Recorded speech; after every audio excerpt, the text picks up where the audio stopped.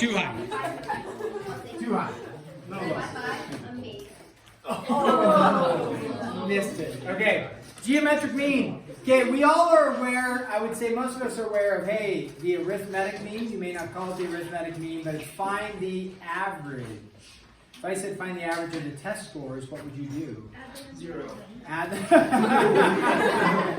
That was good. Add them all together. Divide by the number of tests, right? That's the arithmetic mean. Okay? You've been working with arithmetic mean since you were in elementary school, right? This is something different, so don't think of it as the arithmetic mean. Because people want to. Geometric mean is always found between two positive numbers, and only positive numbers. And what it is a proportion, and it would be like this. It would be like this. I'll use G for geometric mean. What it would be is, if you have two numbers, let me just give you the two numbers. You have 10 and 20. Those are our two numbers. The arithmetic mean would be pretty easy. If I say that, hopefully we could get the arithmetic mean. What would the arithmetic mean be? What's the average? 15. Nice. The geometric mean is found by doing this. You take 10 over your, we'll say G for geometric mean is equal to G over 20. So you set up a proportion. Now with the proportion, when we go to solve, you end up taking G squared is equal to the product, 10 times 20, and then the square root of, in this case, 200. And we go, the geometric mean is equal to the square root of 200, which is, somebody's got a calculator. I'm like 20 of you in here. Somebody's got a calculator doing some work. Somebody's doing some work in here with me. Somebody is doing some work. Somebody. What is it? 14.1. Okay, 14.1. Was the geometric mean 15? No.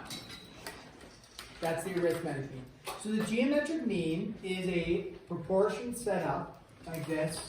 And it's always only between two numbers, positive numbers, okay?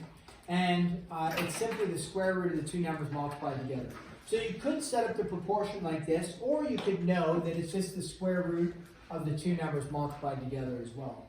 So when you go to find geometric mean, take the product of them, take the square root of them, and that's the geometric mean. Now the geometric mean comes into play into geometry for a variety of different things. What we use with right triangle trigonometry, right triangle Pythagorrean theorem, some stuff like that. So geometric mean gets used for those purposes. So there's a few theorems here, theorem 8.1 and 8.2 and 8.3, that we're going to look at, and I'll draw us a picture for it. And it states, so keep in mind, geometric mean is a value, right? It's equal to one value. So on theorem 8.1, it says, if the altitude is drawn from the vertex of the right angle of a right triangle to its hypotenuse. So let's draw this. This will be 8.1 theorem. Okay, draw a picture. So if I have a right triangle, okay, on the right triangle, we have a hypotenuse. Where's the hypotenuse? Opposite of the right angle, okay? And these are called what? Somebody asked me this question a while back, like last week. These are called what of the triangle, the right triangle? Legs. Somebody asked me that. Yeah, these are the legs of the triangle. This is the hypotenuse. So the theorem states, it says, if an altitude is drawn from the vertex of the right angle, now an altitude always goes to the other side and makes a 90, right? So the altitude makes a 90. If the altitude is drawn to the right triangle to its hypotenuse, then the two triangles formed are similar to the given triangle and to each other. Now, this has nothing to do with geometric mean yet. This is just the first theorem. It states that the two triangles formed, right? We would have two triangles right here. Those two triangles, we could call that little triangle 1, little triangle 2. Triangle 1 is similar to triangle 2. And if the big triangle was called, triangle 3 for the big triangle, also similar to triangle 3. So that's an interesting thing. And when we have similar triangles, what do we know about angle measures? Angle measures are equal, sides are proportional, right? So that is what happens with that. Again, that doesn't have anything to do with geometric mean.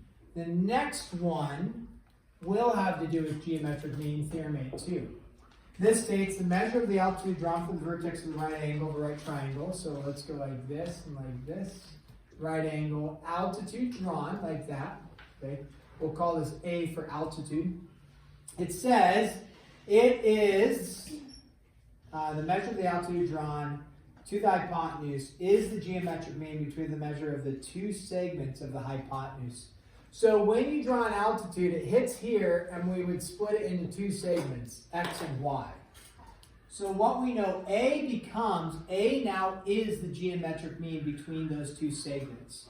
So in other words, A, we would set up a proportion if we wanted to solve x over A is equal to A over y. And because the geometric mean between two numbers occurs twice, A squared would be equal to x times y, A would be equal to the square root of xy. So if you were to have a picture here with like a numerical value, whatever, like this, and this is your right triangle, and it splits this like that, that makes a 90, therefore it's the altitude. If this was 4 and this was 7, then we know that this right here, A for the altitude, A is the geometric mean between that. We can find out what A is simply by going 4 over A is equal to A over 7. So therefore, A squared is equal to 28. And then A is equal to root 28, whatever that gives us. Okay? So that's where the geometric mean would come into play, at least for this type of theorem, 8.2. The last one we want to state is 8.3. It says if the altitude is drawn to the hypotenuse of a right triangle, let's go with 8.3 here. So again, here we go, altitude drawn to the hypotenuse, so like that, so it makes a 90. Then the measure of a leg of the triangle is the geometric mean between the measure of the hypotenuse and the segment of the hypotenuse adjacent to that leg. Okay, so let's call this A. We'll call this, I don't know, X. We'll call this Y, Z, I don't know, R. Give it a lot of variables. Okay, so 8.3 states altitude drawn to the hypotenuse. Okay, we've got our altitude drawn to the hypotenuse. Then the measure of a leg of the triangle. So here's our legs of the triangle, right? X and R. Is the geometric mean between the measures of the hypotenuse and the segment of the hypotenuse adjacent to that leg. So if we pick X as our geometric mean, like this, remember our geometric mean in the proportion will occur twice, right? Just like over here at the beginning, I stated a geometric mean is found by writing a proportion. It occurs twice between two numbers. So we say a leg of the triangle, just pick one of the legs, X, that's what it's stated for us, right? A leg of the triangle is the geometric mean. So X, we're stating is the geometric mean. It's the geometric mean between what two numbers, right? We have to find the two numbers. Well, it's the geometric mean between the measure of the hypotenuse, in this case, y plus z is the measure of the hypotenuse, and the segment, right? Measure of the segment of the hypotenuse adjacent to that leg, which would be y, not z. Now, with numerical values, it'll be a little easier, but this might give you something to go back to look at and say, okay, what would it be? It'd be the measure of the hypotenuse, which is y plus z, and then the segment adjacent. If you were to do it with r, because it just said a leg, if you were to do it with r, you say r and r becomes the geometric mean. It would be the length of the hypotenuse, y plus z, and then the segment adjacent to that leg, which would be the z in that case. Hey, see a wag bag? Yeah. What's his nickname? Wait, wag bag? Wait, what? Okay, so.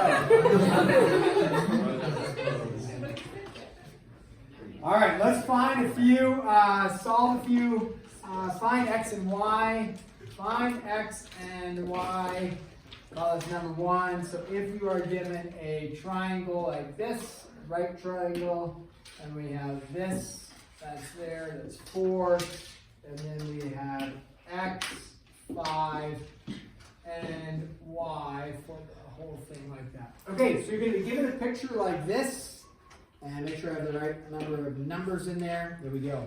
So I need to, using one of the theorems, right, from over here, something over here, figure out how do I find x and y. Well, if we look at, let's say, theorem 8-2, because they gave us the value of the altitude right here. So if we go to theorem 8.2, let's see if this matches. Theorem 8.2 states that the altitude is the geometric mean, right? So that's good. That means I can plug that into a proportion and have it occur twice. So I know the altitude is the geometric mean, so I can put the 4 there and the 4 there. Now the geometric mean occurs between two numbers, right? And if you look at theorem 8.2, it says the geometric mean A was the altitude between the two segments of the hypotenuse. What are the two segments of the hypotenuse? Not y, because that's your total hypotenuse, right? But it's what? X and 5. So we like this because when you write that, how many unknowns do I have? 1. Just 1. So we say, okay, perfect. X would be equal to, or 5x is equal to 16, cross multiplying, and then x is equal to 16 over 5. So x is 16 over 5. If they want the decimal answer, Please no. release all junior high girls basketball. Yeah, no, that's right. Release all junior high girls basketball. Because this was our geometric, I was going to say x squared, but it's not x squared. That's our geometric mean. So you can leave it like that, or plug in, right, or make a decimal if you wanted to. What would the decimal for that be? 16 over 5 gives you 3.2, okay? And then how would I find y from this? Y is equal to, do I need to do any geometric mean work to find y? No, don't do that. Add it together, set it equal to 180 and solve. None. Yeah. Somebody's going to do it. What do we get for y? Do we get 1.8? 1.8? No, I was wrong. That's wrong. What do we get? 8.2? 8.2. You add it, right? 3.2 for there. So 3.2 and 5 is 8.2. Okay? Let's do one more. So you have several problems kind of like this, and then you'll have to figure out which route you want to go. Let's try this one. If you have, this is a good one here, there's our 90, and like this, and y, and like this, 5, and x, and 6. Okay, so you have a right triangle. This is key. They're all with right triangles. You have an altitude drawn from the vertex of the, right, from the 90. It comes and it's an altitude because it makes a 90. So that then establishes three things. One is the similar triangles. 2 is the altitude becomes the geometric mean. Or 3, that we have some sort of geometric mean from a leg. If we look over here, maybe similar triangles you can mess with, but the issue is you don't know the altitude length, right? So maybe not the similar triangles. If we don't know the altitude, are we going to gravitate towards using the altitude in our proportion, or our geometric mean proportion? Probably not if we don't know it, right? We would probably gravitate towards this one, which was something to do with knowing the hypotenuse. Did they give you, although there's an unknown in there, did they give you the hypotenuse, at least enough information to plug in some stuff? Sure. What is the hypotenuse, this whole thing right here? Well, it's not 5, it's not x. What is it going to be?